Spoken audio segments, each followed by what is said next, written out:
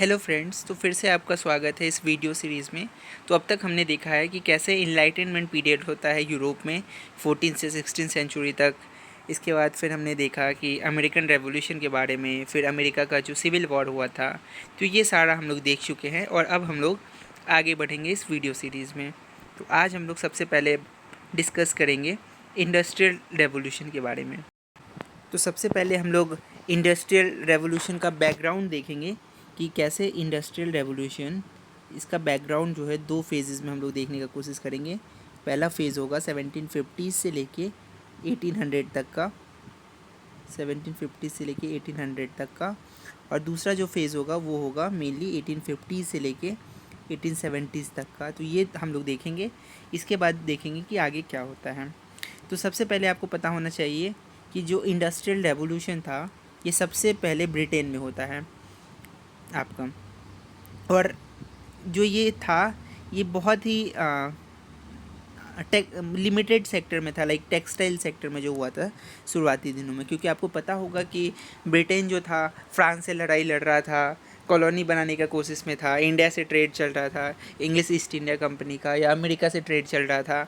But और इसी time पे वो जो है इंडस्ट्रियल रेवोल्यूशन शुरू करता है, अपने गुड्स को बढ़ाना चाहता है अपना जो पहले, क्योंकि जो वहाँ का लाइफस्टाइल था, हाउस होल्ड क्या करता था, किसी भी चीज़ को उगा रहे हैं तो दो ही चीज़ उगाएंगे ना। हाउस होल्ड पहले दो चीज़ उगाएंगे, हाउस होल्ड की तरफ से दो चीज़ उगाया जाता था पहले।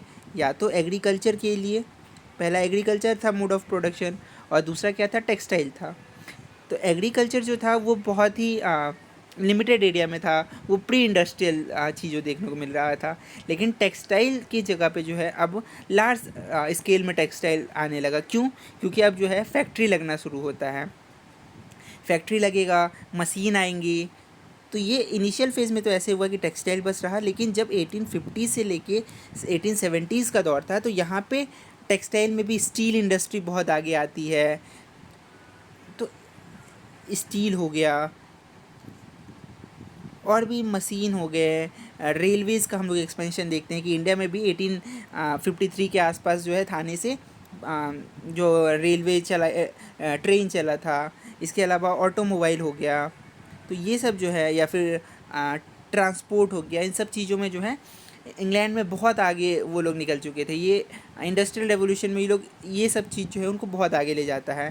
तो सेकेंड फेज़ जब आया है तो ब्रिटेन के कॉम्पिटिटर भी तो होंगे। तो ब्रिटेन का कॉम्पिटिटर फ्रांस बन गया था, जापान बन गया था, और यूएस भी आज़ाद हो चुका था। तो अब यूएसए में भी इंडस्ट्रियल रेवोल्यूशन होने लगता है। तो हम लोग देखते हैं कि यूएस में भी जो है 1850s के आसपास जो है 1850-60s में सिविल वॉर होता है। क्यों होता है? वहाँ पे भी टेक्स्ट इंडस्ट्री लगाना था। और हम लोग सेकेंड फेज़ अभी देखें कि 1850 से 1870s के बीच होता है। तो इस टाइम पे ये फ्रांस हो गया, जापान हो गया, यूएस हो गया, ये कॉम्पिटिटर बन चुका था ब्रिटेन का। और ब्रिटेन जो है सिर्फ टेक्सटाइल तक अब सीमित नहीं रह गया, अब वो आगे बढ़ गया है मशीन में, रेलवेज़ में, ऑटोमोबाइल में, ट्रांसपोर्ट में। तो ये सब देखने को मिल रहा था। अब क्या कारण था जिसके वजह से इंडस्ट्रियल रेवोल्यूशन होता है, तो ये हम लोग को समझना बहुत ज़रूरी है कि इंडस्ट्रियल रेवोल्यूशन का क्या कॉजेज़ था। तो कॉजेज़ क्या होंगे? पहला तो पॉलिटिकल कॉज होगा। तो इसको हम लोग पहले देख लेते हैं कि पॉलिटिकल कॉज क्या था। सबसे पहला कॉज था पॉलिटिकली कि एवोल्यूशन हो रहा था फेडरलिज्म,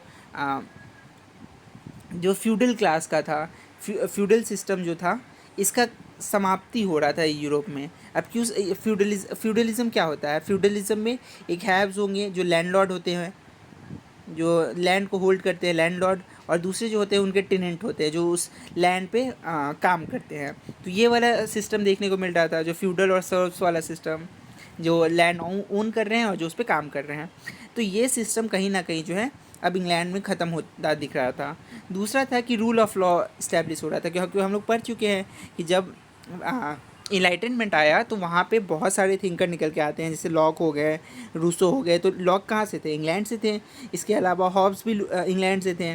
और एक डाइसी थे। डाइसी जो हैं, जो कि बहुत इंपॉर्टेंट थिंकर माने जाते हैं रूल ऑफ लॉ के लिए।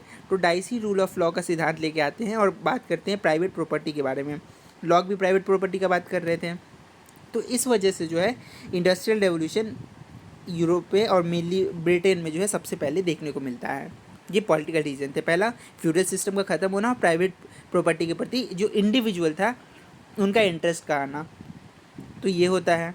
अब दूसरा फैक्टर हम लोग देखेंगे, पहले इंग्लैंड में जो था इनक्लोजर मूवमेंट होता है, कि पहले जो था ये फ्यूडल सिस्टम के साथ ही था, कि पहले इंग्लैंड में इनक्लोजर से मूवमेंट चल रहा था। इसमें क्या होता है था कि लैंड जो था वो कॉमन होता था, लोगों के पास कॉमन लैंड होता था, बट इसको क्या किया गया कि लैंड को डिस्ट्रीब्यूट किया गया इंडिविजुअल के बीच में, और ये जो कॉमन लैंड का कॉन्सेप्ट था उसको कहीं ना कहीं ख़त्म किया गया। अब ऐसा कहा गया कि लैंड जो होगा वो कम्युनिटी के द्वारा ओन नहीं किया जाएगा, rather it should be granted to individual. तो ये सिस्टम शुरू होता है जब ये फ्यूडल सिस्टम ख़त्म होता है एंड प्राइवेट प्रॉपर्टी का कॉन्सेप्ट आता है। तो ये मेनली चीज़ था पॉलिटिकली, तो ये पॉलिटिकल रीज़न देखने को मिलता है। तो और रूल ऑफ लॉ इस्टेब्लिश होता है, respect for right of property जो है यहाँ से आने को मिलता है। अब इकोनॉमिक फैक्टर क्या था, इकोनॉमिक फैक्टर, अब इंग्लैंड में जब इंडस्ट्रियल रेवोल्यूशन होगा तो वहाँ पे कोई भी कम पैसों में क्यों काम करना चाहेगा। तो जो लेबर मिल रहा था ब्रिटेन में वो कंपेरेटिवली जो था एशियन काउंटर पार्ट से, या फिर चाइना से हो गया, इंडिया से हो गया, वहाँ पे तो आपको सस्ता लेबर मिल जाएगा।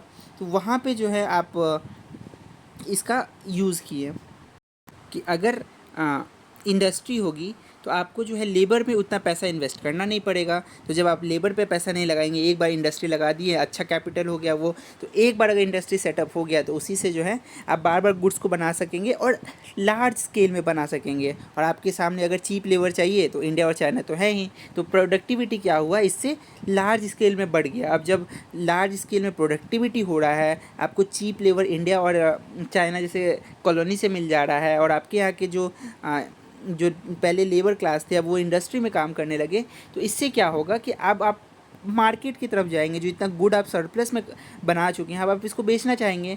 तो इस कॉन्टेक्स्ट में क्या होता है कि अब वो लोग चीज़ों को बेचने पे ज़्यादा फोकस करने लगे, और जो स्किल्ड लेबर है उसका कॉन्सेप्ट आएगा, और जो चीप लेबर थे वो तो आप बाकी जगह से ला ही रहे थे। तो इस तरीके से क्या होता है कि इकोनॉमिकली जो है ये इंडस्ट्रियल रेवोल्यूशन में रोल प्ले करता है ये फैक्टर, कि चीप लेबर जो है आप इंडिया और चाइना जैसे कंट्री से ले आए, यूरोप में फैक्ट्री लग गया है, सरप्लस प्रोडक्शन हो रहा है, तो अब बाकी जगह आप इंडस्ट्री नहीं भी लगाइएगा तो ये जो गुड बना रहे हैं उस आप अपने कॉलोनी में जाके बेच रहे हैं। तो ये इकोनॉमिक फैक्टर हो गया। अब सोशल फैक्टर क्या था, सोशल फैक्टर ये था कि जो इनलाइटन फेज़ के जो थिंकर थे वो तो बात किए थे ना मटेरियलिज्म के बारे में, कि पैसा जमा करना है, इंडिविजुअल राइट होना चाहिए। तो अब जब मटेरियलिज्म की बात हो रही है, इट मीन्स कि जो मटेरियल स्टेटस है या लिविंग बींग्स है इंडिविजुअल का जो यूरोप में रह रहे थे वो तो इन्हांस होगा, वो अच्छा होगा। तो इन कॉन्ट्रास्ट जो इंडिया या चाइना थे वहाँ पे तो अब आप चीज़ों को बेचना चाहिएगा, तो अपने प्रोडक्ट को बेचने के लिए कहीं ना कहीं जो ये मटेरियल वर्ल्ड था ये फैक्टर प्ले करता है, कि इंग्लैंड में जो है आप गुड को बना रहे हैं इंडस्ट्री में, और आपके जो मर्केंटलिस्ट क्लास है या फिर जो मटेरियल को होल्ड करना चाहते हैं इस वो जो है चीज़ों को बेचेंगे।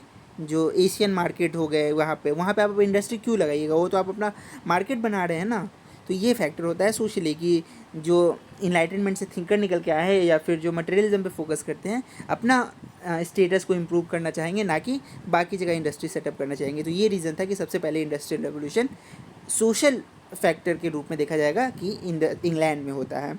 अब टेक्नोलॉजिकल फैक्टर क्या आएगा, कि वहाँ पे साइंटिस्ट लोग बहुत आ रहे थे, इनलाइटनमेंट के बाद तो बहुत ज़्यादा साइंटिस्ट आने लगे ना। तो वहाँ पे जो हम लोग देखते हैं कि फ्लाइंग सेटलर था जो कि जॉन की के द्वारा बनाया गया था ड्यूरिंग 1730s में ही, जो कि इंक्रीज़ करता है टेक्सटाइल सेक्टर को, क्योंकि अब फ्लाइंग शटल बन रहा है तो उससे क्या होगा, टेक्सटाइल सेक्टर में फ़ायदा होगा।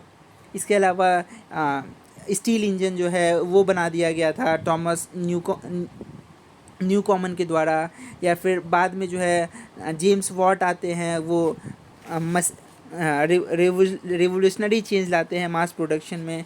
तो इस सब की वजह से टेक्नोलॉजिकल एडवांसमेंट हो रहा था, क्योंकि अब वो लोग नहीं चाहते थे कि वहाँ के जो लेबर थे वो उसमें काम करे, क्योंकि उनका डिमांड बढ़ गया था, वो पैसा ज़्यादा मांगते हैं। तो अब टेक्नोलॉजी सेटअप हो जाएगा तो एक बार में तो लॉन्ग टर्म प्रॉफिट होगा ना। तो इस वजह से जब टेक्नोलॉजिकली वहाँ के लोग एडवांस होते हैं, जो मर्केंटलिस्ट क्लास थे, तो वो लोग टेक्नोलॉजी पे फोकस करते हैं। एक बार मशीन सेटअप करेंगे तो इससे क्या होता है, मास प्रोडक्शन बढ़ गया। That also played a major factor in terms of industrial revolution in Europe after 1950s। तो ये कुछ पॉलिटिकल, इकोनॉमिक, सोशल और टेक्नोलॉजिकल फैक्टर थे जो कि इंडस्ट्रियल रेवोल्यूशन के रूप में मेजर रोल प्ले करते हैं यूरोप में और मेनली ब्रिटेन में। अब क्या क्या कॉन्सिक्वेंस होता है जो इंडस्ट्रियल रेवोल्यूशन थे, उसके क्या क्या कॉन्सिक्वेंस है, तो ये हम लोग एक बार देख लेते हैं क्या कॉन्सिक्वेंस रहते हैं।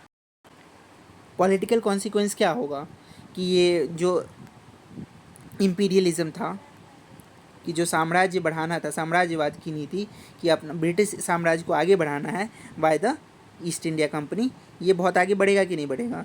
तो जो इम्पीरियलिज्म का कॉन्टेक्स्ट था ब्रिटेन का कि नया कॉलोनी बनाना है, जितना भी हम लोग सरप्लस प्रोडक्शन कर रहे हैं इसको बेचना है, तो इस पर ये बहुत हेल्प करेगा। और न्यू कॉलोनी में क्या मिलेगा, न्यू कॉलोनी में आपको रॉ मटेरियल मिलेगा और साथ ही साथ वास्ट मार्केट मिलेगा और चीप लेबर मिलेगा। तो आपको रॉ मटेरियल मिल रहा है, आपको वास्ट मार्केट मिल रहा है जो प्रोडक्शन होगा सरप्लस वाला बेचने के लिए, और चीप लेबर भी मिल रहा है। तो ये पूरा उनके लिए फ़ायदा ही फ़ायदा था। इसके अलावा सोशल कॉन्सिक्वेंस क्या होगा कि जो प्रोडक्शन का जो प्रॉब्लम था कि घर में ही प्रोडक्शन हो पा रहा है, ज़्यादा लार्ज स्केल में प्रोडक्शन नहीं हो रहा है, तो इस चीज़ को तो इंडस्ट्रियल रेवोल्यूशन ख़त्म करता है कि लार्ज प्रोडक्शन तो अब बहुत होने वाला है। इतना प्रोडक्शन होगा कि आप बेचने के लिए मार्केट तलाशोगे और फिर नया कॉलोनी बनाओगे, तो ये होता है। इसके साथ साथ डिस्ट्रीब्यूशन का प्रॉब्लम भी अब सॉल्व हो जाएगा। क्योंकि नया कॉलोनी बनाएंगे तो एक तरीके से अब ये क्या होता है कि इनइक्वालिटी इंक्रीज़ हो जाता है, जो इनकम का इनइक्वालिटी रहता है वो इंक्रीज़ होगा, क्योंकि जो प्रोडक्शन कर रहे हैं, जो मर्केंटलिस्ट क्लास है, उनके पास तो बहुत ज़्यादा वेल्थ होल्ड करने का कैपेसिटी हो जाएगा, but at the same time जो वर्कर्स थे उनके बीच में तो गैप आएगा। तो ये गैप जो है वो बहुत ज़्यादा देखने को मिलता है इंग्लैंड में। जो लैंड ओनर थे उनके पास बहुत ज़्यादा पावर आ जाता है, लेकिन जो वर्कर थे उनके पास में उतना पावर नहीं रहता। अब जब वर्कर के पास उतना राइट नहीं रहेगा तो वर्कर्स क्या करेंगे, वर्कर्स जो है प्रोटेस्ट करेंगे। तो पहली बार जो है ब्रिटेन में ट्रेड यूनियन का कॉन्सेप्ट देखने को मिलता है। अब आप बताइए, इंडिया में जो ट्रेड यूनियंस 1920s में पहली बार देखने को मिलते हैं, वो ब्रिटेन में 1800 के पहले ही देखने को मिलते हैं। क्यों? क्योंकि यहाँ पे अनरेस्ट था बिटवीन जो लैंड ओनर थे और जो वर्कर थे, क्योंकि लैंड ओनर ही ना इंडस्ट्री को होल्ड करेंगे और वर्कर्स तो वहाँ काम करेंगे। हालांकि अब चीप लेबर में वो लोग काम नहीं करना चाहते थे, बट स्टिल लैंड ओनर के कंपेरेटिवली तो उनका इनकम कम ही होगा, तो एक तरह से ये इनइक्वलिटी था ही। तो इस वजह से अब वहाँ पे ट्रेड यूनियन बन रहा होता है, प्रोटेस्ट बढ़ने लगता है। इसके साथ साथ क्या होता है कि जो बेटर वेज है, अब ट्रेड यूनियन क्या काम करेगा कि वेज को बढ़ाओ भाई, वेज को बढ़ाओ, सोशल इक्वलिटी को लाओ। तो इन सब चीज़ों पे जो है फोकस किया जाता है कि वेज बढ़ाना है, सोशल इक्वलिटी लाना है और वर्कर्स का अच्छा स्थिति हो। अर्बनाइजेशन का राइज़ हो रहा है, राइज़ ऑफ अर्बनाइजेशन होगा। ये सब चीज़ जो है अब यूरोप में देखने को मिलता है सोशली। ये सोशल फैक्टर होंगे। अब इकोनॉमिक फैक्टर क्या होगा, इकोनॉमिकली एक शिफ्ट हो रहा है in the size of production away from house hold. पहले क्योंकि हाउस होल्ड में किसी भी चीज़ का जो है प्रोडक्शन होता था, बट अब क्या हो रहा है कि हाउस होल्ड के बाहर किसी भी चीज़ का प्रोडक्शन होने लगता है। एक्सपेंशन ऑफ रेलवेज देखने को मिलता है कि अब रेलवेज का एक्सपेंशन होगा। क्यों? क्योंकि किसी भी चीज़ का प्रोडक्शन हो रहा है तो ट्रांसपोर्ट करने के लिए एक लार्ज स्केल कुछ तो चाहिए जिसके थ्रू सप्लाई कर सके। अब मान लीजिए पहले एक गाड़ी से करेंगे, गाड़ी तो एक पर्टिकुलर अमाउंट ऑफ प्रोडक्ट को ही होल्ड कर सकता है ना, बट अगर ट्रेन रहेगा तो ट्रेन में तो बहुत सारे कोचेज़ होंगे, तो ये बहुत ज़्यादा सामान को एक बार में एक जगह से दूसरी जगह ट्रांसपोर्ट कर सकेगा। तो रेलवे का एक्सपेंशन होगा,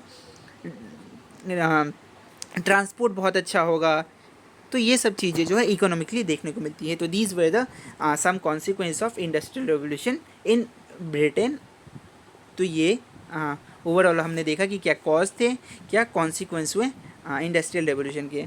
अब हम लोग शिफ्ट करते हैं आगे फ्रेंच रेवोल्यूशन की तरफ, क्योंकि अब तक हमने देख लिया है अमेरिकन रेवोल्यूशन, इंडस्ट्रियल रेवोल्यूशन, और अब हम लोग शिफ्ट करेंगे फ्रेंच रेवोल्यूशन की तरफ। अब इंग्लैंड में जो है इंडस्ट्रियल रेवोल्यूशन हो चुका है, दूसरा अमेरिकन रेवोल्यूशन हो चुका है।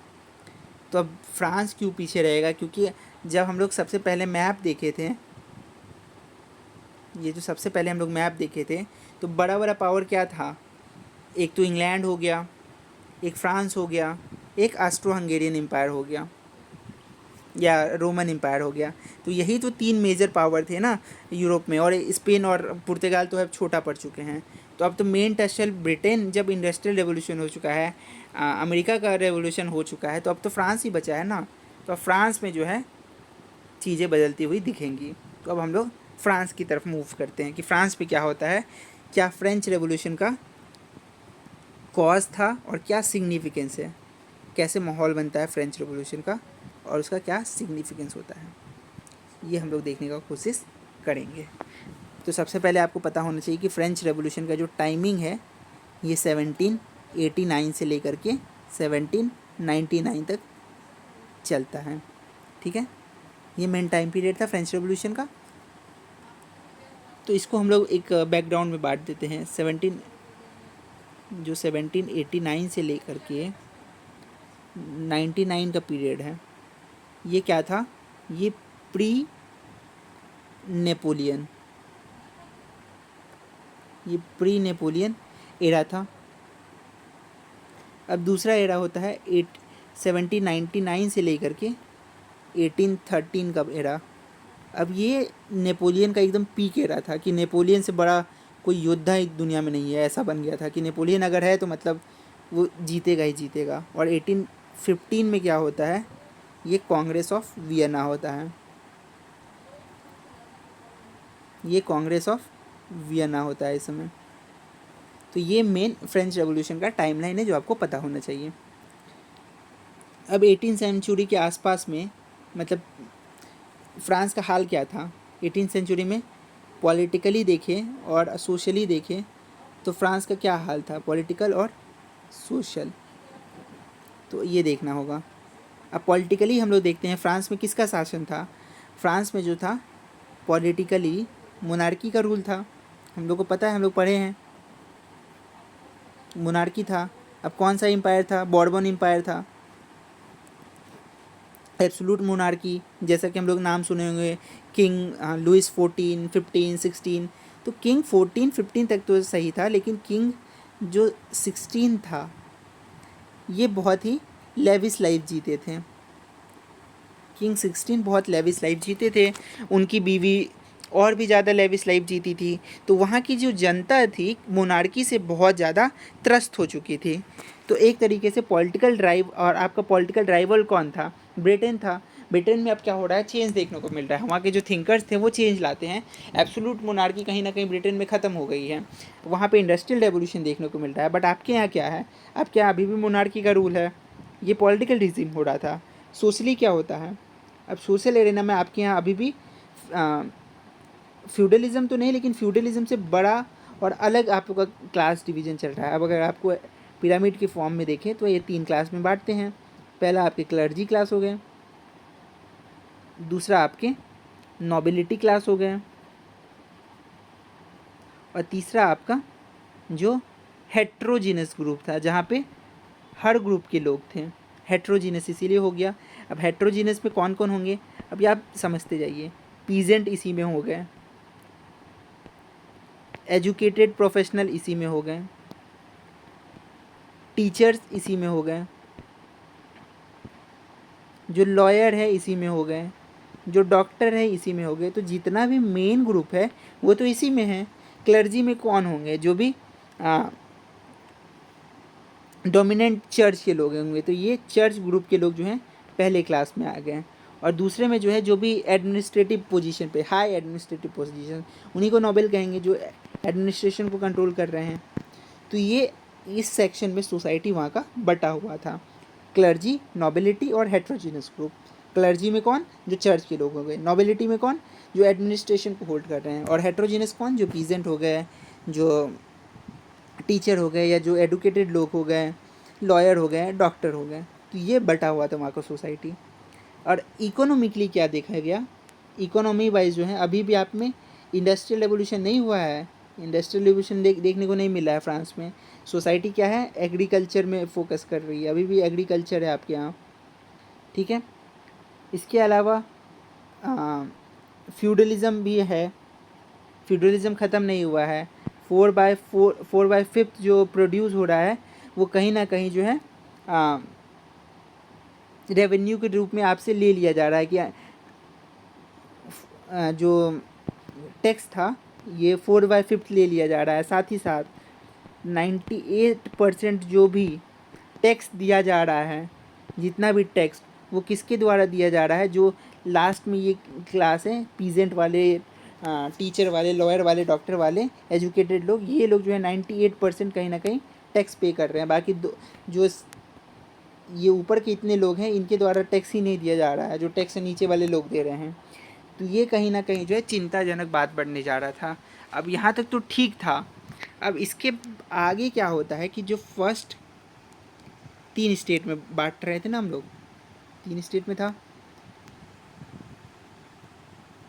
तो पहला स्टेट के जो लोग हैं उनको कोई टैक्स नहीं देना है, नो टैक्स। उनके पास वेल्थ कितना होगा, 30% वो वेल्थ होल्ड कर रहे हैं। उनका जो पॉपुलेशन कितना है, ऑलमोस्ट 1%, पॉपुलेशन 1%, कोई टैक्स नहीं देना है, वेल्थ 30% होल्ड कर रहे हैं, पॉपुलेशन 1%। और उनका सीट कितना होगा जब वहाँ पे एक पार्लियामेंट्री बॉडी बना जा रही है, तो एक पार्लियामेंट्री बॉडी तो नहीं थी, बट हाँ लोगों का से लेने के लिए ऐसा बॉडी बना हुआ था। तो 300 वहाँ पे जो है उनका नंबर था, 1% पीपल के पास। सेकंड स्टेट बना, सेकंड स्टेट के पास भी नो टैक्स, पॉपुलेशन कितना, ऑलमोस्ट 1%, वेल्थ कितना, ऑलमोस्ट 30%, और वोटिंग कितना, वोटिंग जो ये से होगा 300। थर्ड क्लास जहाँ पे ऑलमोस्ट 98% टैक्स लिया जा रहा है, या टैक्स मेनली यहीं से लिया जा रहा है, प्लस इनका पॉपुलेशन कितना, 40%, टैक्स दे रहे हैं 98%, और इनका भी सीट कितना, 300। तो कहीं ना कहीं चिंताजनक बात तो है कि 98% जो लोग हैं या 40% जो लोग हैं उनके पास मात्र 30%, बाकी जो 60% लोग हैं उनके पास 600%, और नंबर उनका कितना है, 2% लोग हैं। तो 2% लोग मिलके 60% प्रॉपर्टी को होल्ड कर रहे हैं, और 600 वोट है उनका। तो कहीं ना कहीं ये चिंताजनक विषय तो था। बाकी जो 40% लोग हैं वो ऑलमोस्ट सारा टैक्स दे रहे हैं, और मात्र उनके पास सीट है 300, और पॉपुलेशन भी इनका 98%। तो 98% पॉपुलेशन और ऑलमोस्ट 100% ये टैक्स दे रहे हैं, और वेल्थ इनके पास मात्र 40% है। तो ये कैसे काम चलेगा। तो कहीं ना कहीं जो ये है, ये मेन रीज़न बनता है कि यूरोप में जो है, ये मेनली फ्रांस में जो है, अब वो लोग रेवोल्यूशन करने का कोशिश करते हैं। तो ये आपने समझा कि क्या पॉलिटिकल रीज़न थे, क्या सोशल रीज़न थे, और क्या इकोनॉमिक रीज़न थे। पॉलिटिकल रीज़न क्या, कि राजा जो था, जो किंग लुइस 16 थे,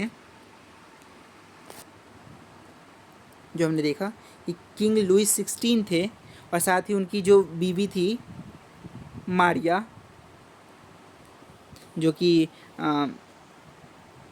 ऑस्ट्रियन थी। तो ये कहीं ना कहीं अपने राज्य के बारे में सोचती थी। तो ये बहुत ज़्यादा लेविश लाइफ जी रहे हैं, जिस वजह से जो है फ्रांस की स्थिति बहुत ख़राब हो रही है, वहाँ पे प्रोडक्शन अच्छा हो नहीं रहा है। प्लस प्लस प्लस आप लोग जो हैं ब्रिटेन से हार चुके हैं वॉर में, तो आप लोग हारने के बाद जो है ब्रिटेन को ऑलरेडी आप पे कर रहे थे टैक्स, और साथ ही साथ आपने अमेरिकन रेवोल्यूशन में उनका हेल्प किया है, अमेरिकन्स को आज़ादी दिलाने में। तो यहाँ पे आपका और पैसा वेस्ट हुआ है। तो लोग के मन में कहीं ना कहीं जो मोनार्की के प्रति था वो एक संशय बन चुका था, कि वो पसंद नहीं कर रहे थे लोग मोनार्की को। और यहाँ का राजा अलग जीवन जी रहा है, लोग अलग जीवन जी रहे हैं, लोग मर रहे हैं। इकोनॉमिकली भी यही हाल था कि यहाँ पे जो है सोसाइटी में अलग सिस्टम चल रहा है, फर्स्ट क्लास है उनको कोई टैक्स ही नहीं देना पड़ रहा है, 30% प्रॉपर्टी होल्ड कर रहे हैं, आपका नंबर जो है मात्र 1% है और आपका वोटिंग राइट जो है लगभग 300 का है। सेकंड क्लास जो एडमिनिस्ट्रेटिव क्लास थे वहाँ का भी नंबर तो मात्र 1% है, प्रॉपर्टी इसमें शेयर आपका 30% है और वोटिंग राइट भी 300 का है। और जो तीसरा परसेंट जो कि 98% पॉपुलेशन होल्ड कर रहा है, मात्र 40% उसके पास प्रॉपर्टी है और मात्र 300 वोटिंग राइट। तो कोई भी चीज़ अगर पास करना हुआ, मान लीजिए कि कोई भी थर्ड क्लास के हित का बात होगा और उसको पास करना हुआ, तो फर्स्ट और सेकंड क्लास तो अड़ंगा बना देगा उसको, तब ये तो कुछ पास ही नहीं हो पाएगा ना। तो जब भी थर्ड क्लास के हित की बात होती थी तो चीज़ों पे अड़ंगा लग जाता था।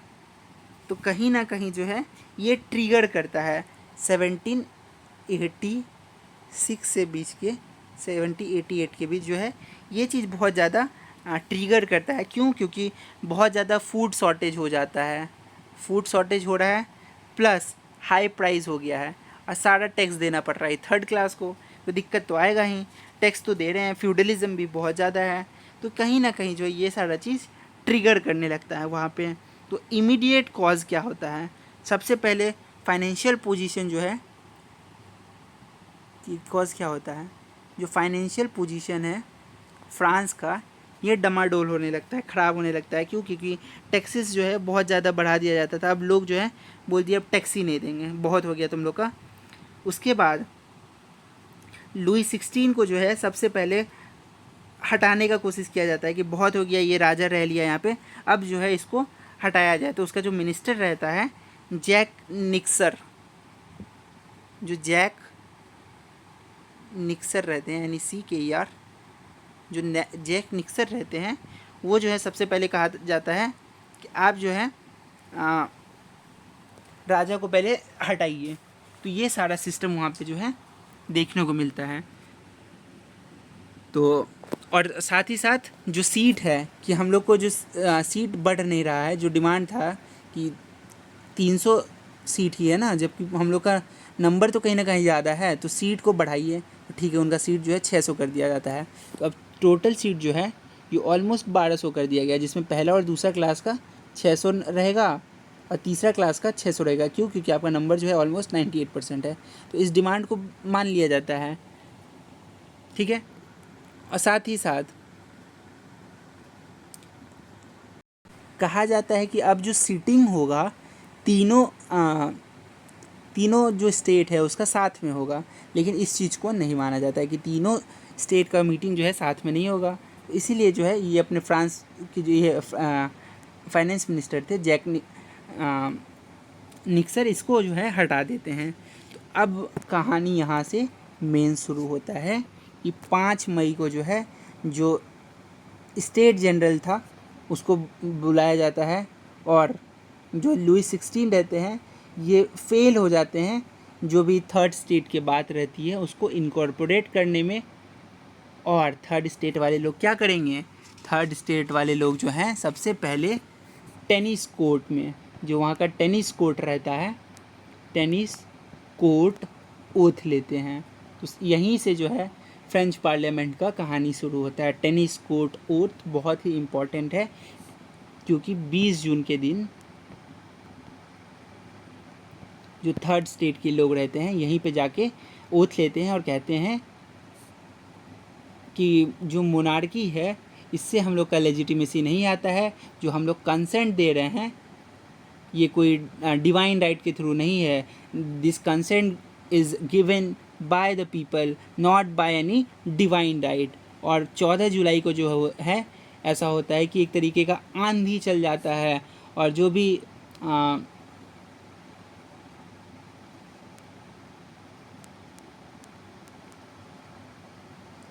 बेस्टलाइन प्रिजन होता है, इट मीन्स कि जितने भी थर्ड स्टेट के लोग को आज तक बंदी बनाया गया हो या फिर कोई भी थर्ड स्टेट के लोग रहते हैं वो लोग सिंबॉलिक अटैक करते हैं, मेनली अटैक करते हैं ये लोग कहाँ पे? जो भी रॉयल फैमिली रहती है या राजघराने के जितने भी लोग हैं सबको ये लोग रेवोल्यूशनरी तरीके से with the arms they go and attack literally attack, जितना भी नोबिलिटी रहते हैं या फिर स्टेट के मेंबर रहते हैं, रॉयल फैमिली रहती है, उसको अटैक करते हैं। और फाइनली जो 4 अगस्त के दिन है, लुइस, क्योंकि 14 जुलाई को अटैक किए हैं और इसी वजह से 14 जुलाई को जो है फ्रांस में जो फ्रेंच नेशनल डे है ये मनाया जाता है 14 जुलाई को ही। और जो 4 जुलाई है, इस दिन क्या होता है कि एक स्टेट जनरल जो है उसको बुलाया जाता है लुइस 16 के द्वारा, और एग्रीड होता है कि हाँ एंशिएंट रिजीम जो था उसको ख़त्म करेंगे, जो फ्यूडलिज्म था उसको ख़त्म किया जाएगा, और जो प्रिविलेज दिया जा रहा था, हेरिडेटरी प्रिविलेज था, जो नोबेल क्लास था, जो एडमिनिस्ट्रेटिव क्लास था, इसको ख़त्म किया जाएगा। क्योंकि वो लोग जनता का उग्र रूप देख लिए कि 14 जुलाई को जो जनता जिस तरीके से अटैक कर दी थी एकदम रॉयल फैमिली के ख़िलाफ़, तो वो लोग डर गए थे। अब क्या होता है, लीगल जो टैक्स हो रहा था, इम्पोज़ किया जा रहा था टैक्स पे, ये चर्च पे, अब ये सब ख़त्म किया जाएगा कि हाँ जो टैक्स है अब सबको बराबर देना होगा। ये सब चीज़ जो है अब शुरू होता है। फ्यूडल सिस्टम ख़त्म हुआ, नोबिलिटी और एडमिनिस्ट्रेटिव जो क्लर्जी क्लास का जो ये सब डोमिनेंस चल रहा था इसको ख़त्म किया जाता है। जो लीगल और टैक्स इम्पोजिशन था पावर चर्च का, वो सब ख़त्म किया जा रहा है। अब सब बराबर बनाया जाता है फ्रांस में पहली बार। और नेशनल असेंबली, ये तो हुआ आपका 4 अगस्त को। अब 26 अगस्त को क्या होता है कि नेशनल असेंबली को बुलाया जाता है। 26 अगस्त को नेशनल असेंबली को बुलाया जा रहा है। अब नेशनल असेंबली क्या करती है, right of mens and citizens, rights of men and citizens, ये सबसे पहले प्रपोज करती है, in which liberty, equality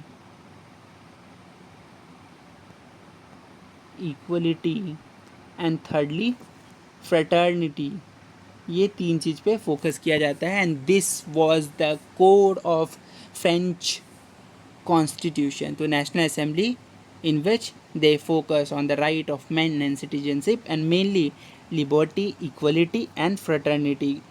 It means कि सारे जो लोग हैं, चाहे फर्स्ट क्लास के लोग हैं, सेकंड क्लास के लोग हैं, थर्ड क्लास के लोग हैं, all are equal, they all have the right to express their voice, equal opportunity in jobs and everything, and they will live with the fraternity, कि भाईचारा उनमें देखने को मिलेगा।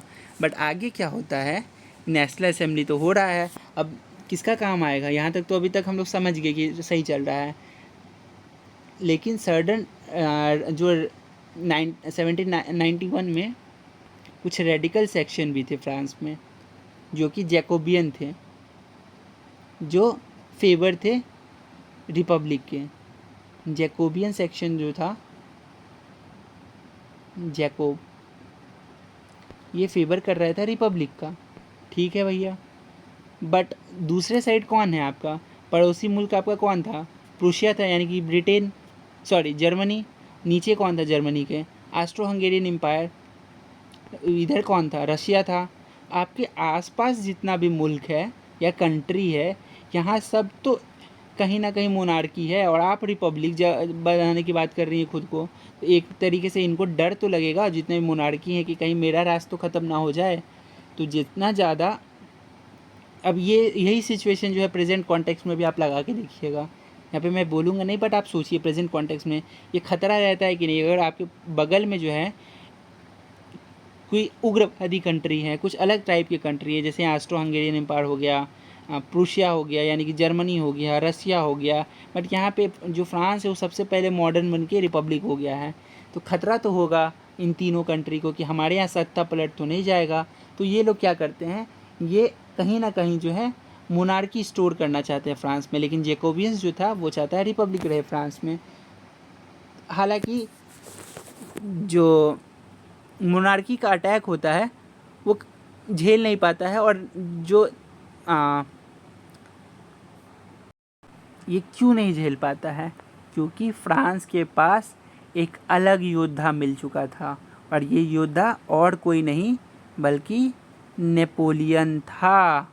तो नेपोलियन जो है फ्रांस के राइट को सिक्योर करता है, और एक तरीके से कहता है कि अब जो है फ्रांस में कोई भी अटैक नहीं कर सकता है, जो भी पड़ोसी कंट्री है। और उसके बाद जो है जो भी वहाँ पे फूड शॉर्टेज था, अनएम्प्लॉयमेंट था, क्योंकि अभी बहुत ज़्यादा लड़ाई हुई है तो फूड शॉर्टेज तो होगा, और पहले से फूड शॉर्टेज चल रहा था। अनएम्प्लॉयमेंट बहुत ज़्यादा था, अनएम्प्लॉयमेंट है, हाई प्राइस है हर चीज़ का, इंडस्ट्रियल रेवोल्यूशन नहीं हुआ है। ये सब चीज़ अब तुरंत में तो नहीं ठीक हो जाएगा ना, मोनार्की ख़त्म हो गई है, ये 4 समस्या है मेनली। तो क्या होता है कि नेशनल असेंबली जो था इस सब प्रॉब्लम को एड्रेस नहीं कर पा रहा था, तो ये एड्रेस तो कर नहीं पा रहा है। तो इंडिविजुअल जो थे क्रिटिसाइज़ करने लगे कि नेशनल असेंबली वीक है, इनएफिशिएंट है। जो जैकोबियन को भी जो है एक तरीके से क्रिटिसाइज़ किया जा रहा था। अब हालांकि जैकोबियन जो था इस्टेब्लिश कर पा रहा है पब्लिक सेफ्टी को, बट एक तरीके से जो डिमांड था कि राजा फुलफ़िल करे, लुइस 16 नहीं कर पाया, उस चीज़ को तो आपको फुलफ़िल करना था, तो ये नहीं हो पा रहा था। तो जिस वजह से जो है अब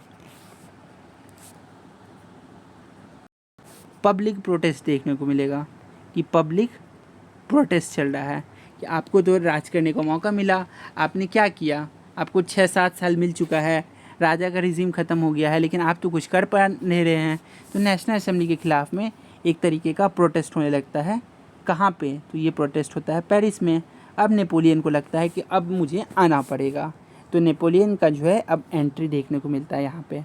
अब नेपोलियन क्या करता है, जितना भी शॉर्टेज रहता है उसको एड्रेस करने का काम करता है। जितना भी पेरिस में प्रोटेस्ट हो रहा था तो उसको एड्रेस करने के लिए वो एक एफिशिएंट एंड इफ़ेक्टिव कूप करता है और इस्टेब्लिश करता है कोर्ट ऑफ डिक्टेटरी, जिसमें कि 3 मेंबर रहता है। कोर्ट ऑफ डिक्टेटरी जिसमें 3 मेंबर रखता है वो, और लिटरली डिक्लेयर करता है अपने आप को first council of France. First council of France बनाया। तो 1799 से लेके 81 तक जो है, 1801 तक फर्स्ट काउंसिल ऑफ फ्रांस में बहुत कुछ चल रहा होता है कि हाँ, एंग्लो फ्रेंच राइवलरी हो रहा है, ब्रिटेन का डोमिनेंस हो रहा है यूरोप के ऊपर, और ब्रिटेन नहीं चाहता था कि कोई और मेरे सामने आ जाए, और फ्रांस में जो है नेपोलियन आ गया है, तो दुनिया नए तरीके से अब शिफ्ट ले रहा है। तो ये इनिशियल हम लोग चीज़ देखते हैं। अब 1802 में क्या होता है, नेपोलियन जो है ब्रिटेन के ख़िलाफ़ अपने आप को डिफेंड करना चाहता है, ठीक है। और ब्रिटेन नहीं चाहता है कि ब्रिटेन के अलावा कोई और पावरफुल कंट्री आए यूरोप में, क्योंकि इंडस्ट्रियल रेवोल्यूशन जो है वहाँ पे 1750s 80s तक में बहुत अच्छे से हो चुका है, मतलब स्टार्ट हो चुका है। तो इसीलिए अब ब्रिटेन जो है फ्रांस पे अटैक करता है, लेकिन फ्रांस अपने आप को बचा लेता है इस अटैक से। जो भी अटैक होता है यहाँ पे वो फंसता नहीं है, अपने आप को बचा लेता है। And as a result treaty of Amiens होता है, ट्रीटी ऑफ एमिनीज़ होता है, जिसमें कहा जाता है कि British formally agreed to recognise Napoleon as a ruler of France. इस ट्रीटी के तहत जो है ब्रिटेन फॉर्मली रिकॉग्नाइज करता है कि हाँ, नेपोलियन जो है ये राजा होगा फ्रांस का, रूलर होगा फ्रांस का। तो नेपोलियन का विक्ट्री फर्दर इंक्रीज़ होता है, उसका पॉपुलैरिटी, क्योंकि ये ट्रीटी के बाद अब उसको रिकॉग्निशन मिल गया ब्रिटेन से। ब्रिटेन सबसे बड़ा कंट्री था उस समय यूरोप में, उससे रिकॉग्निशन मिलना इट मीन्स कि जो फ्रांस का मास था अब नेपोलियन को वो अपना रूलर मानने लगा है, and as a defender, because Britain का अटैक को रोका है वो, यानी कि अब वो फ्रांस के लोगों का मसीहा हो चुका है। तो defender of revolution and it's ideal ऐसा बन चुका था 1802 तक। 4 साल के भीतर जो है अभी नेपोलियन बहुत आगे आ चुका है, 1799 से लेके 1803 तक। अब नेपोलियन क्या करता है, बहुत हो गया, अब लोग का ट्रस्ट मिल ही गया है, तो चलो एक बार इलेक्शन करवा लेते हैं। इलेक्शन करवाता है जिसमें क्या है वो ईजिली जीत जाता है। 1803 का इलेक्शन ईजिली जीत गया, following which he declared himself as a first council of France for life. First council एकदम हमेशा के लिए जो है वो अपने आप को फ्रांस का राजा बना लेता है। देखिए यही होता है कि जब इलेक्शन के थ्रू ही आता है कोई, लेकिन अपने आप को जो है वो जब ऊंचा समझने लगे तो फिर कुछ नहीं बचता है। तो ये चीज़ फ्रांस में देखने को मिलता है 1803 में। अब आगे क्या होता है, 1804 में नेपोलियन अपने आप को राजा बना चुका है,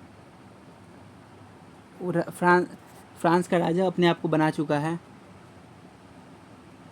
ठीक है। अब यूरोप में चीज़ बदलने वाला है, सिर्फ ब्रिटेन अकेला पावर नहीं रह गया। अब फ्रांस में जो है नेपोलियन आ चुका है, अपने आप को इस्टेब्लिश कर चुका है। तो अब उसको जो पुराना गलती था जो राजा के द्वारा किया गया कि फूड स्कार्सिटी आया हो या फिर लोगों का खाने का कमी आया हो, वहाँ पे ब्रेड नहीं मिल रहा है या फिर इंडस्ट्री नहीं हुआ है, इस सब चीज़ को एड्रेस करना है उसका काम। तो जो भी सक्सेसफुल जो काम नहीं हुआ है 1789 से लेकर के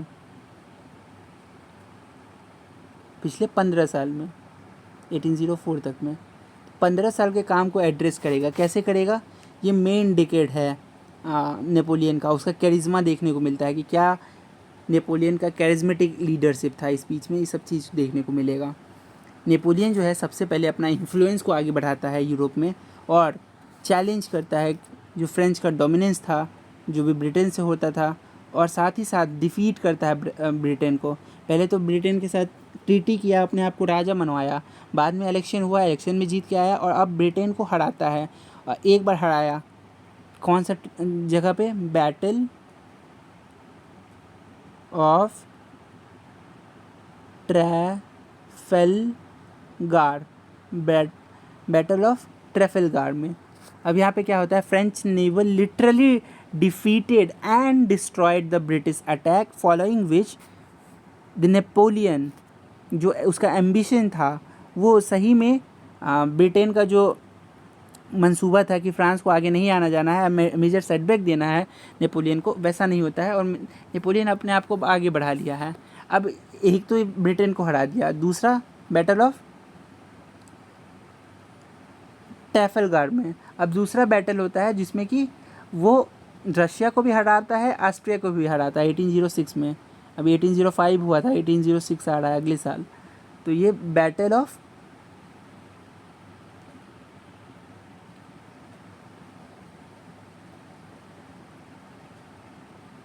ऑस्टेरलीज़्ड, बैटल ऑफ ऑस्टेरलीज़्ड में इसमें जो है ये फ्रांस, रशिया और ऑस्ट्रिया को भी हराता है। फॉलोइंग विच 1807 में अब क्या होता है? एक तरीके का कॉन्टिनेंटल सिस्टम अब लगा दिया है।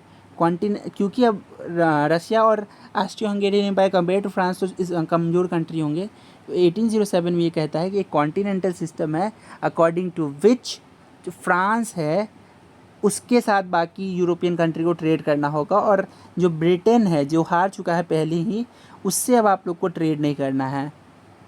क्योंकि ब्रिटेन में तो इंडस्ट्रियल रेवोल्यूशन आ चुका है, वहाँ पे चीज़ों का प्रोडक्शन हो रहा है। तो ब्रिटेन से अगर आप गुड्स का प्रोडक्शन नहीं कीजिएगा तो ब्रिटिश का इकोनॉमी को कहीं ना कहीं आप डेंट करने का कोशिश, पहला ब्रिटेन का जो आप इकोनॉमी है उसको डेंट करने का कोशिश कर रहे हैं।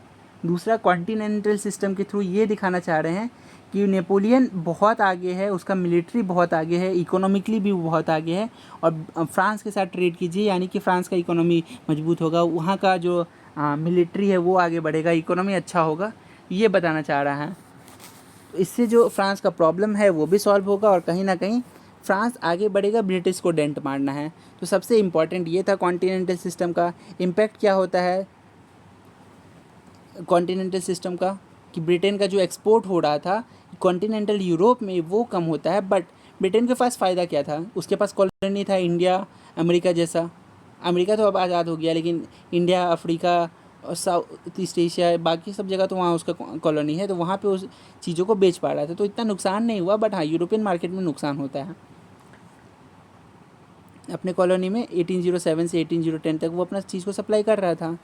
चलो, अभी ब्रिटेन अब देख रहा है कि फ्रांस बहुत आगे आ रहा है, यानी कॉन्टिनेंटल सिस्टम हो रहा है, प्रॉब्लम हो रहा है यूरोपियन रूलर्स के लिए भी, क्योंकि किसी एक कंट्री का मोनोपोली मतलब की दिक्कत है। अब शुरू में जो है नेपोलियन आया है, दिक्कत है, लेकिन इसका कॉन्सिक्वेंस क्या होगा? बाकी जगह में दिक्कत होगा, बाकी जगह में फूड इन्फ्लेशन देखने को मिलेगा, वही शॉर्टेज ऑफ गुड होगा, हाई प्राइस होगा, जैसे कि जर्मनी हो गया, ऑस्ट्रो हंगेरियन एम्पायर हो गया, रशिया, ये सब जगह दिक्कत हो रहा है। ऊपर से वो लोग मोनार्की हैं, फ्रांस में अब रिपब्लिक आ चुका है, तो ये दिक्कत की बात है। तो स्टेबिलिटी कहीं पे नहीं दिख रहा, मिल रहा था। तो अब जो हैं बाकी कंट्री क्या करते हैं, मेनली रशिया 1812 में अब अटैक करेंगे फ्रांस पे। 1812 में जो है फ्रेंच रशियन वॉर होता है, अकॉर्डिंग टू विच अब लगता है नेपोलियन को कि एक तो ब्रिटेन सबसे बड़ा यहाँ पे कंट्री था, उसको मैंने हरा दिया, अब कहीं ना कहीं रशिया है थोड़ा मोड़ा जिसको कि हराया जा सकता है, अभी प्रूशिया उतना बड़ा नहीं था, वो बाद में निकल के आएगा। तो नेपोलियन को लगा कि अगर रशिया को हरा दिए तो बहुत बड़ा टेरिटरी हमको मिल जाएगा, लेकिन उसको जो है और कॉन्टिनेंटल सिस्टम से जो है अब तो हम बहुत आगे निकल चुके हैं, अब सबको वायलेट करना चाह रहा है, कोई किसी को रोकना नहीं चाह रहा है। पहले कॉन्टिनेंटल सिस्टम के थ्रू नेपोलियन सबसे आगे था, सबके साथ ट्रेड करेगा, लेकिन अब वायलेट कर रहा है कॉन्टिनेंटल सिस्टम को और कह रहा है कि अब रशिया पे अटैक करेंगे।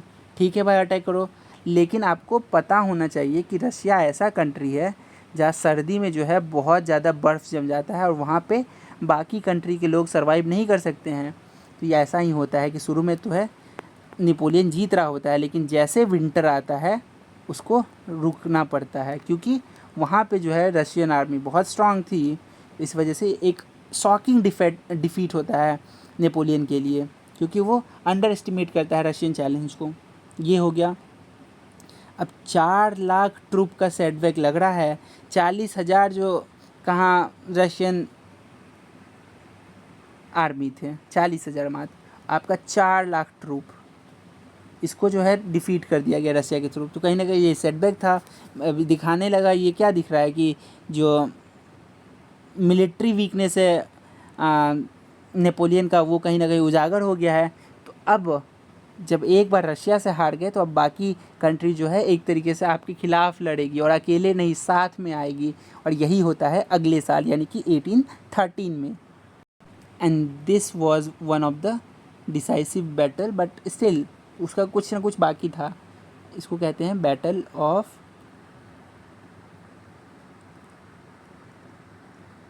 लिप्जिंग, LEIPZIG, लिप्जिग। तो ये बैटल ऑफ लिप्जिग था। इसमें ब्रिटेन, प्रूशिया, रशिया, ऑस्ट्रिया, ये सब मिलके जो है अटैक करते हैं नेपोलियन का ट्रूप पे, और कहीं ना कहीं उसका डिसाइसिव डिफीट होता है। फॉलोइंग विच अभी तो ठीक है, एक हार हुआ है नेपोलियन का, एक और अटैक होगा कि अभी तुम सुधरोगे नहीं, तुम फिर से वापस आओगे। 2 साल के बाद एक और बैटल होता है, and this was the battle of Waterloo. बहुत ही फेमस बैटल है, आपको पता होगा वाटरलू। तो इस बैटल में क्या होता है, जो नेपोलियन है उसको बहुत सेटबैक लगता है, और फिर जो है कहीं ना कहीं नेपोलियन का हार होता है, और जो बोर्बन डायनेस्टी रहती है वो वापस से सत्ता में आ जाती है इंग्लैंड में, फ्रांस में। तो फ्रांस में नेपोलियन का फाइनली हार होता है। अब ये रीज़न पूछिए क्या था हार का। अगर हम लोग प्रेजेंट टाइम में इसको एनालाइज करें तो क्या लगता है, एक कंट्री बहुत पावरफुल बन रहा था तो बाकी कंट्री उसको कंट्रोल करने का कोशिश किए, यही चीज़ देखने को मिलता है। और यही हम लोग के लिए लर्निंग है कि जब एक कंट्री बहुत स्ट्रांग हो रहा है तो बाकी कंट्री उसको कंट्रोल करने का कोशिश करेंगे, यही चीज़ उस समय देखने को मिला। प्लस कॉन्टिनेंटल सिस्टम वो तो बना दिया था, रिजिड था, फेवर में था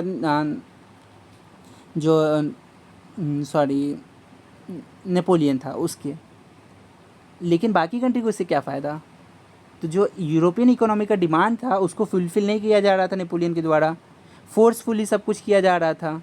अब फोर्सफुली कुछ तो हो नहीं सकता है, ओवर कॉन्फिडेंस था, वॉर कर लिया रशिया के साथ। अब बताइए विंटर में रशिया से कैसे लड़ेगा, उसके आर्मी को जो है वो हल्के में ले लिया। ओवर एम्बिशन था भाई कि अपना जो आर्मी है पहले तो यूरोप तक फैलाएं, रशिया में भी जाएंगे, उसके बाद पूरा फैलने जाएंगे, अब ब्रिटेन ऐसे आपको छोड़ देगा, ये तो होने से रहा। ऊपर से ओवर एग्रेसिव हो चुके थे, आपका एटीट्यूड बहुत ज़्यादा हो चुका था कि किसी अलायंस को मान नहीं रहे थे। तो कहीं ना कहीं यही चीज़ जो है अभी प्रेजेंट टाइम में भी देखने को मिलता है, और शायद यही नुकसान कर सकता है कंट्री को। तो वही नेपोलियन को नुकसान किया। अब क्या होता है, जब नेपोलियन हार चुका है तो इसके बाद कांग्रेस ऑफ वियना बुलाई जाती है। कांग्रेस ऑफ वियना में क्या होता है, यही बहुत इंपॉर्टेंट है Congress of Vienna. Congress of Vienna का ऑब्जेक्टिव क्या था कि जो पीस और स्टेबिलिटी है यूरोप में वो इस्टेब्लिश किया जाए। पीस स्टेबिलिटी ये लाना है यूरोप में। कैसे होगा? जो भी मोनार्की है, पहले जो बॉर्बन डायनेस्टी था उसको लाओ। मोनार्की ही जो है क्योंकि वो जो है डिवाइन अथॉरिटी के थ्रू जो है राइट रूल कर रही है, तो वहाँ से आपको अथॉरिटी मिलता है। ये लोगों के द्वारा चुना गया शासन हम लोग देख लिए फालतू है, इससे एक तरीके का कोई भी चेंज नहीं आ रहा है। ऊपर से एक नेशनलिस्ट आइडिया आ गया था जो फ्रांस में, क्योंकि for the first time Napoleon जो है एक नेशनलिज्म का भावना लाने का कोशिश किया था। इस चीज़ को भी समझना ज़रूरी है। मोनार्की को हटाओ, एक नेशनलिज्म होना चाहिए, फ्रांस फॉर फ्रेंच, एंड जहाँ तक फ्रांस का एक्सपेंशन होगा it is for the sake of French people. तो ऐसा वो बना दिया गया था। सबसे पहले अंडू करना है जो नेशनलिस्ट आइडिया है, मोनार्की को रिस्टोर करना है, नेपोलियन को और जो फ्रेंच नेशनलिज्म का आइडिया है उसको अनलीज्ड करना है, क्योंकि इससे खतरा था बाकी जगह को। तो ये सारा चीज़ जो है देखने को मिलता है। इसी से है पीस स्टेबिलिटी वहाँ पे आ सकता है। तो प्रिंसिपल ऑफ लेजिटिमेट रूल जो है उसको कहीं ना कहीं ख़त्म किया गया। जो विक्टर पावर थे उनको रिवॉर्ड किया गया और बैलेंस ऑफ पावर करने का कोशिश किया गया, क्योंकि नेपोलियन अकेले बाकी के बराबर हो चुका है। तो बैलेंस ऑफ पावर करना बहुत ज़रूरी है, और यही चीज़ प्रेजेंट टाइम में हम लोग को देखने को मिलता है कि नहीं, ये balance of power is unified and tilted toward only one country. और ये जो लेजिटिमेट रूल है या फिर बैलेंस ऑफ पावर कैसे होगा? मोनार्की के थ्रू होगा। ठीक है, ये सारा चीज़ जो है देखने को मिलता है। तो ये ओवरऑल जो है हम लोग को देखने को मिलता है कि क्या मेन फ्रेंच रेवोल्यूशन के कॉज थे और क्या कॉन्सिक्वेंस होते हैं, कि किस तरीके से जो है ये सारा चीज़ हम लोग देख रहे हैं। और हाँ, एक बात और, अभी तो हम लोग देखें कि लेजिटिमेट रूल कैसे आएगा, फिर से मोनार्की को रिस्टोर करके। और जो रिवॉर्ड किया गया है विक्टर कंट्री को वो कैसे किया गया है? लैंड दे करके। पर जो ब्रिटेन जर्मनी था उसको कौन सा लैंड दिया गया? जो भी ऊपर वाला पोर्शन था वो सारा लैंड जो है प्रूशिया को दे दिया गया, जो सेक्शनी वाला लैंड था। या ऑस्ट्रिया को कौन सा दे दिया गया? जो लैम्बर्डी वाला या विनिटा लैंड था, जो इटालियन स्पीकिंग लैंड था। रशिया, फिनलैंड, पोलैंड ले लिया, ये सारा रीजन ले लिया। बैलेंस ऑफ पावर कैसे लाया गया? कि एक रिम ऑफ पावरफुल स्टेट बनाया गया, कि जर्मन स्टेट को रायनलैंड दे दिया गया। और रायनलैंड बहुत इंपॉर्टेंट है। रायन पर्शिया कॉन्फेडरेशन होता है, ऑस्ट्रियन कॉन्फेडरेशन होता है, जेनेवा में वो पिडमिया और सिडनिया जो है ये सारा कंट्रोल करने का पावर दे दिया गया है। तो कहीं ना कहीं अंडू किया जा रहा है नेशनलिज्म के आइडिया को। But later on we see German unification and Italian unification after 1861 1871। तो हम उसको जो है हम लोग नेक्स्ट पार्ट में देखेंगे। और साथ ही साथ जो मोनार्की है वो भी आती है, और कहीं ना कहीं फिर मोनार्की को ख़त्म भी होना पड़ेगा ऑल्दो। तो it was the overall French Revolution and Industrial Revolution we have discussed in this video, and thank you for watching this video. I hope कि आपको ये वीडियो अच्छा लगा होगा, and we will continue unification of Germany and unification of Italy, and then फिर हम लोग जो है कंक्लूड करेंगे first world war, second world war, और फिर कैसे जो है UN निकल के आता है। तो thank you for watching this video. Till then पढ़ते रहिए एंड ऑल द बेस्ट।